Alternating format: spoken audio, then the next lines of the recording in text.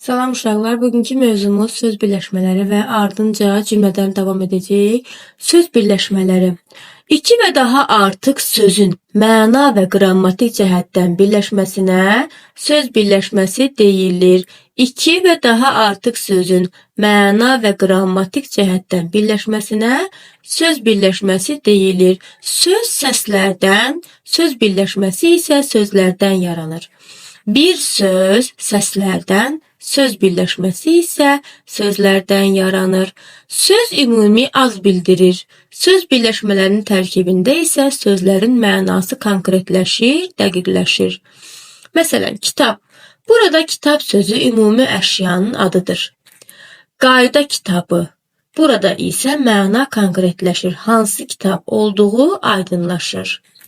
Söz birləşməsində iki tərəf olur. Əsas tərəf və asılı tərəf.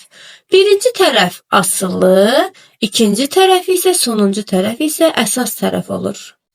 Birinci tərəf asılı, ikinci tərəf isə əsas tərəf olur. Əsas tərəfi isim olan söz birləşmələri ismi birləşmələr adlanır. Əsas tərəfi isim olan söz birləşmələri ismi birləşmələr adlanır. Əsas tərəfi feillə, məstərlə ifadə olan söz birləşmələri feili birləşmələr adlanır. Sadə söz birləşmələri iki müstəqil sözdən ibarət olur. Mürəkkəb söz birləşmələri üç və daha artıq sözdən ibarət olur.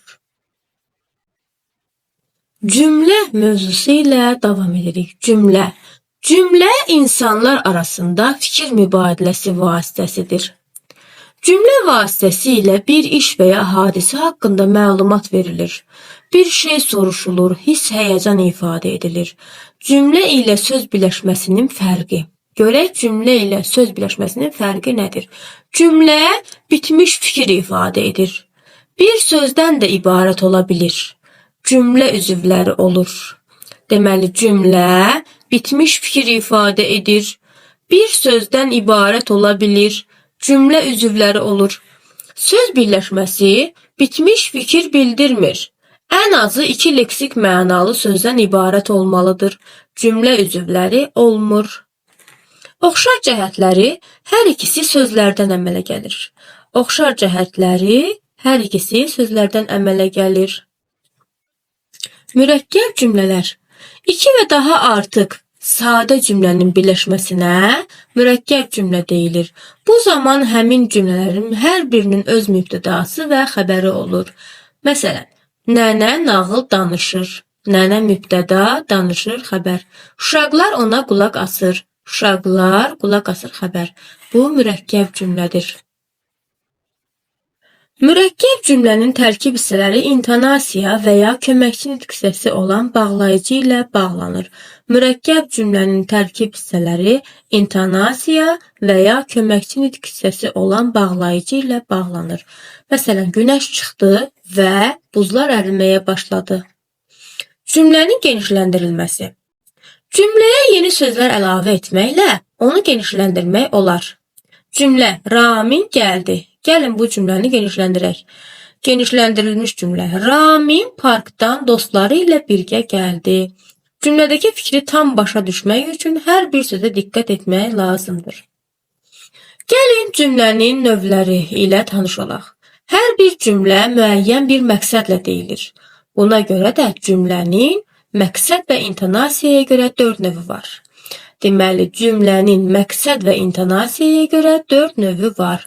Nəqli cümlə, sual cümləsi, əmr cümləsi və nida cümləsi. Gördüyümüz kimi cümlənin məqsəd və intonasiyaya görə 4 növü var. Nəqli cümlə, sual cümləsi, əmr cümləsi və nida cümləsi. Cümlənin növləri. Nəqli cümlə. Nəqli cümlələrdə müəyyən bir iş, hadisə, əşya, xəbər haqqında məlumat verilir. Nəqli cümlələrdə müəyyən bir iş, hadisə, əşya və xəbər haqqında məlumat verilir. Nəqli cümlələrin sonunda nöqtə işarəsi qoyulur. Dilimizdə digər növlərə nisbətən nəqli cümlələr daha çox işlənir. Nümunə, məsələn, mən dərslərimi yaxşı oxuyuram. Bağımızda çoxlu meyvə var. Dünən maraqlı kitab aldım və s. Sual cümləsi ilə davam edirik. Sual cümləsi müəyyən bir məlumat, xəbər almaq məqsədi ilə işlədilən cümlələrə sual cümləsi deyilir. Müəyyən bir məlumat, xəbər almaq məqsədi ilə işlədilən cümlələrə sual cümləsi deyilir. Sual cümlələrin sonunda sual işarəsi qoyulur.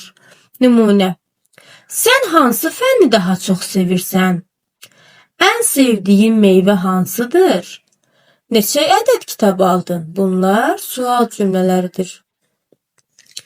Əmr cümləsi: Əmr, istək, arzu, xahiş, öyüd, məsləhət və s. kimi mənaları bildirən cümlələrə əmr cümləsi deyilir. Əmr, istək, arzu, xahiş, öyüd, məsləhət və s. kimi mənaları bildirən cümlələrə əmr cümləsi deyilir. Əmr cümlələrinin sonunda nöqtə işarəsi qoyulur. Gördüyümüz kimi nəqli cümlənin də, əmr cümləsinin də sonunda nə qoyulur? Nöqtə işarəsi qoyulur. Nümunə: Dərsə vaxtında gəl. Get dərslərini oxu. Sözümü diqqətlə dinlə. Bunlar əmr cümləsidir. Nida cümləsi ilə davam edirik. Yüksək hiss, həyəcan, qorxu və ya sevinc ilə tələffüz olunan cümlələrə nida cümləsi deyilir. Yüksək hiss, həyəcan, qorxu və ya sevinc ilə tələffüz olunan cümlələrə nida cümləsi deyilir. Nida cümlələrində çox zaman hiss, həyəcan bildirən sözlər işlənir. Bu sözlərdən sonra vergül və ya nida işarəsi qoyulur. Nida cümlələrin sonunda nida işarəsi qoyulur. Məsələn, bəh-bəh, hava nə gözəldir. Urra, biz tətilə gedirik. Qarabağ Azərbaycandır. Bunlar nida cümlələridir. Uşaqlar, durğu işarələri ilə davam edirik. Mətnin düzgün başa düşülməsi üçün durğu işarələrindən düzgün istifadə etmək lazımdır. Yazıda aşağıdakı durğu işarələrindən istifadə edirlər. Nöqtə: nəqli cümlələrin sonunda qoyulur. Sakit intonasiya ilə tələffüz edilən əmr cümlələrinin sonunda qoyulur. Nümunə: hava çox istidir.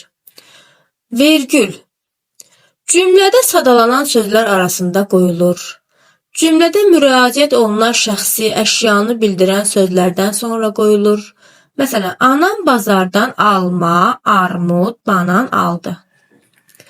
Nida: müxtəlif hiss, həyəcanla, sevinc, qorxu, təəccüblə deyilən cümlələrin sonunda qoyulur.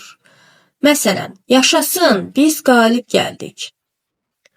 Sual işarəsi: cavab almaq məqsədi ilə işlədilən cümlələrin, yəni sual cümlələrinin sonunda qoyulur. Sizin komandada neçə nəfər var? 3 nöqtə. Cümlə yarımçıq qaldıqda sonunda 3 nöqtə qoyulur. Məsələn, şagirdin masasında qələmlər, dəftərlər, kitablar. Gördüyümüz kimi bura 3 nöqtə qoyuldu. Qoşa nöqtə, tiri. Yazıda dialoq zamanı danışanın sözlərindən əvvəl işarələrdən istifadə olunur. Məsələn, müəllim dedi, qoşa nöqtə, tiri. Hər kəs kitabını partanın üzərinə qoysun. Gördüyümüz kimi durğu işarələri haqqında da məlumatımız oldu. Bugünlük bu qədər dostlar. Gələn dərslərimizdə görüşərik. Uğurlar.